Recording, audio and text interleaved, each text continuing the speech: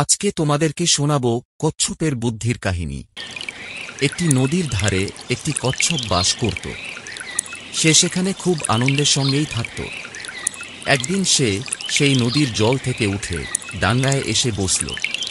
সময়টা ছিল শীতকাল, আর সেই সময় সকালবেলা রোদ্দুর বেশ ভালো লাগে। তাই সে বসে বসে রোদ পোহাচ্ছিল। মাঝে মাঝে কচ্ছপটি চোখ বুজে রোদের সেই উষ্ণ আমেজ অনুভব করতে শুরু করল, এবং তার দারুণ মজা লাগছিল। হঠাৎ করে কোত্থেকে একটি নেকড়ে বাঘ সেখানে এসে উপস্থিত হল। সে দূর থেকে দেখল যে একটি কচ্ছপ শুয়ে শুয়ে রোদ্দুর পোহাচ্ছে। তার মনে মনে লোভ জাগল কচ্ছপটিকে খাওয়ার জন্য। তখন সে চুপটি করে ছুটে এসে ওকে ধরে ফেলল।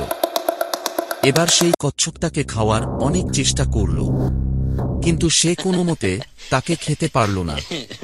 কারণ কচ্ছপের পিঠের উপর যে শক্ত খোলস আছে, সেই শক্ত খোলসের উপর সে কিছু মতে তার দাঁত বসাতে পারছিল না।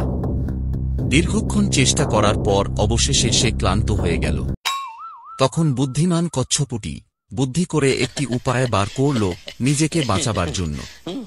কচ্ছপটি তখন বিনয়ের সঙ্গে নেকড়েটিকে বলল, আপনার কষ্ট দেখে আমার খুব দুঃখ হচ্ছে। আমি এখন বুঝতে পারছি যে আপনার খুব খিদে পেয়েছে। আপনি যথেষ্ট পরিমাণে ক্ষুধার্ত, তাই আপনি আমাকে খেতে চাইছেন। আপনি যদি একটু বুদ্ধি খাটান, তাহলে আপনি আমাকে সহজেই খেতে পারবেন। আমি কি বলবো সেই বুদ্ধিটা কি? ক্লান্তভাবে তখন নেকড়েটি জিজ্ঞেস করল, কিরকম বুদ্ধি করলে আমি তোমাকে খেতে পারবো? সেটি তুমি খুব তাড়াতাড়ি আমায় বলো।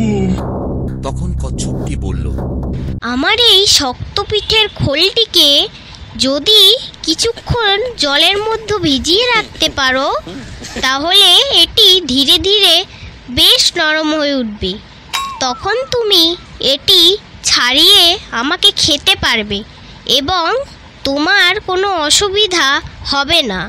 নেকড়েটির বুদ্ধিতে সে বুঝল যে কোনো জিনিস জলে ভিজলেই খুব তাড়াতাড়ি নরম হয়ে যায়।